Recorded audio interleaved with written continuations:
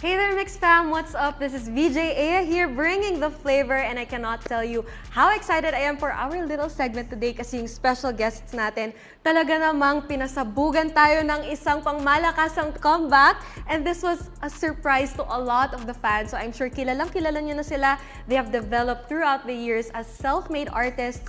They keep dominating the charts, and they have made it internationally, representing Filipino music. So welcome to none other than the kings of P-pop, SB19! Alright.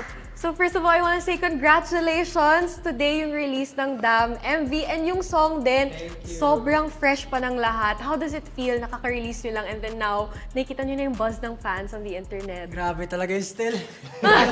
Actually po, super overwhelming. Kasi parang we are very prepared for this day. Pero hindi talaga may iwasan na minsan matutulala ka na lang na parang, oh, this is really happening. And today, parang sabay-sabay. Pero kasi yun naman yung gusto natin eh. Yung parang, yung tao, pag-usapan siya, yung traffic sa social media, yun yung gusto natin. And we're very happy na talagang yung fans, yung 18, sobrang ingay nila ng social media, even the casuals, they appreciate everything, the music video, the quality, and the budget, yeah.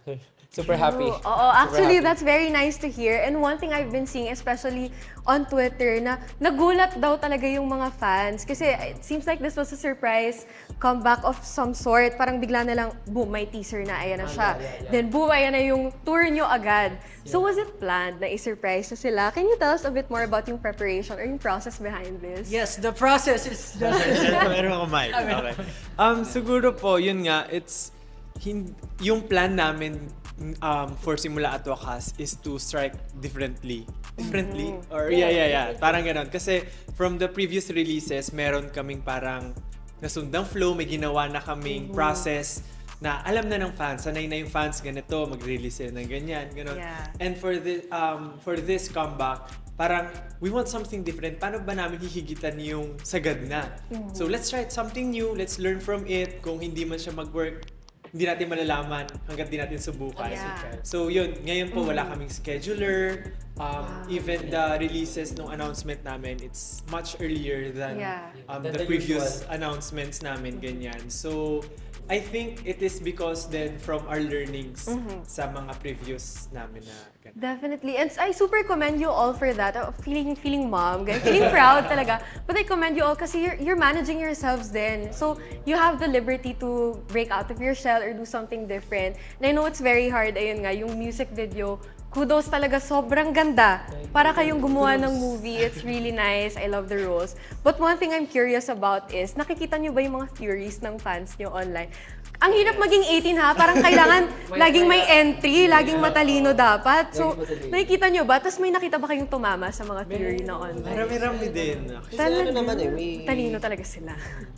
parang ino-open naman namin yung floor for open interpretation. So kung ano yung, kasi diba creative nga siya eh. So you should do it or you should think creatively. So, that's true. Kung ano yung nafe-feel nila. And let everyone be creative then. Yes. And for us naman, syempre, meron tama talaga na from the creator. Which is yun nga kami, from kami. Pero pwede naman nila, yun nga, pwede nilang bigyan ng sarili nilang mga meanings. And ang dami namin nakita na halos close na dun sa kung ano yung ginawa namin. And marami rin tumama na. Ayun. Pero syempre yung overall, ayun, medyo kailangan talaga na siguro parang kilala mo kami. Yun.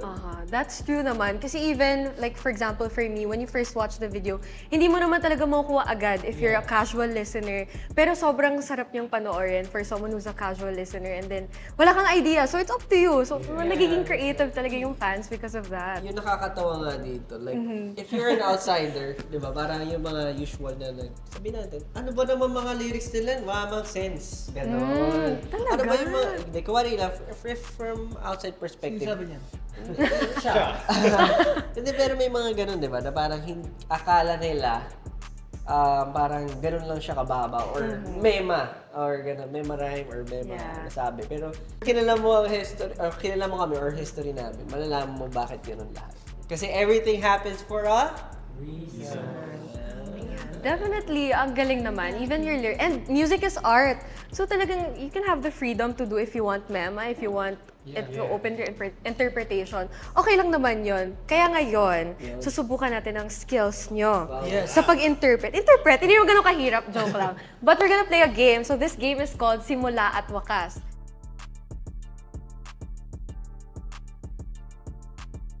So, aalalahanin nyo yung mga old songs nyo, yung mga nung nag-uumpisa pa kayo. And then I'll ask you some questions. 5 seconds lang. Alright. Para masabi nyo yung simula ng song or yung wakas ng isang song. And then if you don't answer, I'm gonna ask you a question. So, isa-isa kayo para lahat makapag-talk kasi alam ko there's some people who are a bit quiet here.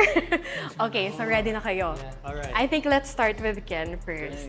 Alright. Let's make it easy. Madali lang tong number 1. Okay, so the first song is, gusto ko i-recite nyo or i-sing nyo ang simula ng We Go Up. In 5, 4, Yeah, we gonna go up. 3. Okay, correct! Ayan, sige. Easy lang, easy round. Mamaya yung medyo hihirap ng konti. Tapos na ako. Yung second verse, third line, kaya nyo yun. Keme lang. Okay, next. Si Justin naman. Alright. Wakas ng mapa.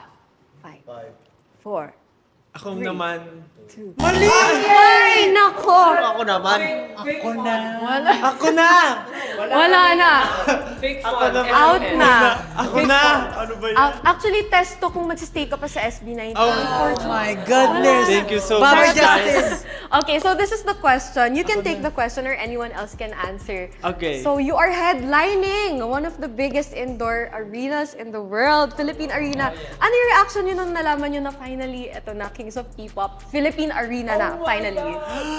Ganon. Okay, go ahead.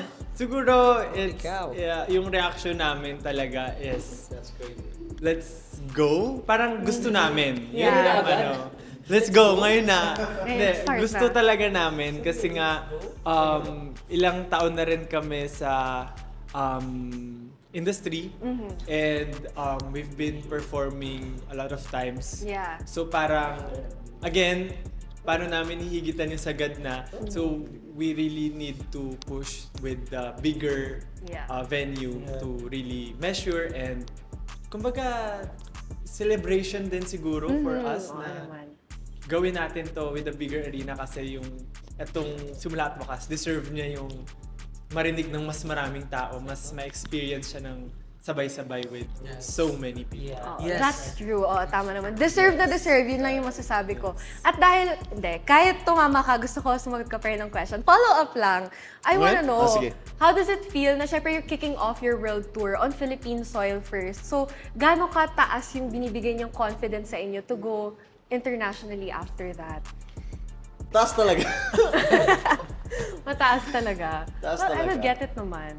Because dito kasi, pag nag-kick off kasi kami, talagang binibigay namin lahat. Binubuhos namin lahat. Kasi hindi lang naman mga fans namin dito sa Pilipinas yung mga nanonood eh. Meron ding from ibang part ng ng ibang country, ibang nationalities na pupunta sila dito para mapanood nila yung kick-off namin. Kasi it's to be honest, it's very different compared pag nasa US kami or pag nasa Asian countries kami. Dito talaga, pag nagka-concert kami dito talaga, yun naman yun, binibigyan namin lahat. So, Tama naman. Kaya mahal naman kayo confident ng kami pag fans niyo. pumunta kami sa ibang lugar din. Kasi, that's great. Ganito yun, ganito din yung level ng ng concert na dinadala namin. So, Tsaka kayo na yan, Diyos ko naman, hindi naman kayo magte-trend for nothing. So deserve na deserve niyo yan. Okay, ikaw naman. It's your turn. Eto, madali lang din to. Simula ng gento. Okay, 5, 4, 3. Want some, get some. Ay, mali. Ano ito? Tung. Mali. Ang umpisa niya, you know, Yung, I wanna get some. I want some, I got some later. Oo. Sabi mo, you want some eh. Want some, sabi ko, want some. Oo, yung simula, dapat exact. Dapat exact siya. Okay. Binago na. Binago na. Binago ko. Charot. Binago nung kodigo. Ay, wala na. Alright, so I'll ask you a question because of that. Gusto ko i-share nyo naman, what's the meaning behind yung Simula at Wakas? I'm sure malalim yung pinaghugutan nyo for that kasi nga gusto nyo higitan kung ano pang nagawa nyo. Kasi po, dahil may trilogy kami, yun nga, yung pagsibol, pagtatag, at Simula at Wakas. So, even from 2019, naplano na po namin siya lahat. Wow. So, yun nga po yung question mark, yung sprouting, yung tree, yung pagtatag, at yung seed or yung fruit nung Simula at Wakas. So, yun nga yun, double meaning po siya. Is it the end or the beginning? So, pwedeng, for us po, it's a beginning of something na, it's an end of a beginning. Yun. So, kami po yung didictate kung kailan namin mawawakasan at kailan sisimulan. Sorry kung hindi pala yun, parang for me, yun nga creative, ko siya, interpretation. For me kasi araw-araw, lagi kong tinatanong yung sarili ko, bakit ko nga ba ginagawa to? Bakit ko ba lahat pinopursue yung mga ganito, yung mga bagay na gusto namin? Yeah. Then, lagi kong binabalikan yung mga reasons ko from the very beginning. So, I think it's ganun din po namin siya tinitake, Simula at Wakas. Kumbaga, it's a beginning of the end. Yun. Grabe, ang insightful nyo talaga. Parang ang sarap nyo ka-deep talks, no? Parang ganon yung nakikita ng tao sa inyo. Pero ayun nga, I'm not surprised. Hindi naman kayo makakarating dito and magiging self-made kung wala lahat yung tumatakbo sa utak nyo yung lahat. Okay, so eto. Mas gusto ni Josh ang deep sleep. Deep sleep. Ako din, same. Sana nga makarest kayo before mag-kick off yung tour. Diyos ko po. Pero ay, deserve nyo naman whatever is happening. Okay, kay Pablo naman. Parang yun, Alright. Yes, Pablo na naman. Eto, hindi naman. Simula ng dam. Gusto ko sample naman to, ha? Simula ng dam. Yung simula ng lyrics, nilalaro nyo naman ako. Okay, 5. This is ugly. But alam mo naman, dami like it. Then again, cause I'm icy. Yan po. Okay, thank you. Galing, love it. Walang question for you. Of course, last kay Stel. Feeling ko may expect mo naman tong last question. Wakas ng dam naman. Wakas ng langumpay sa pagusta! I love it! At talagang winakasan nyo ng maganda tong interview. Thank you so much for being super game. At kahit di ko kayo masyadong natanong. Pero ito, ihahabulin ko lang tong last question ko na to. What's next for SB19 after the tour? Don't spoil us, but have you planned it already? Actually, yes. Meron naman ng mga plans, may ideas na.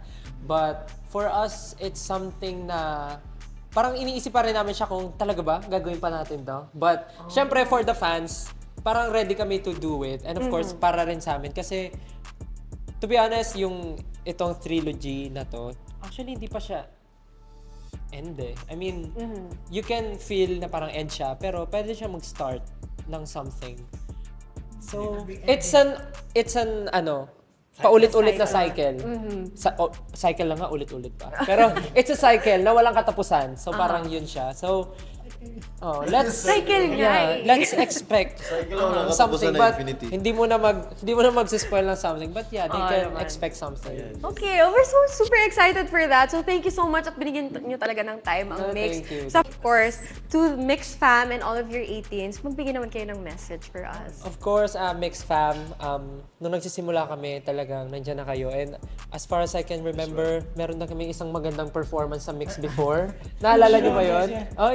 Yung Bakit Ba Ikaw natin na talagang nag-trend and super favorite ng fans. Thank you for your support mula noon hanggang ngayon. And thank you din sa pag-support hindi lang sa amin, pati sa lahat ng mga OPM artists, mga indie artists natin dito sa Pilipinas. Your platform is a blessing for everyone dahil patuloy pong namamayagpag ang musika ng Pilipino dahil po sa mga plataforma nyo. At thank you so much for supporting us all the way. And of course, to our 18, maraming salamat po. Mahal namin kayo. Mag-expect kayo ng marami from us dahil nag-ready kami ng something bigger para sa inyo. So yan. Thank you so much and keep supporting us. We love you all.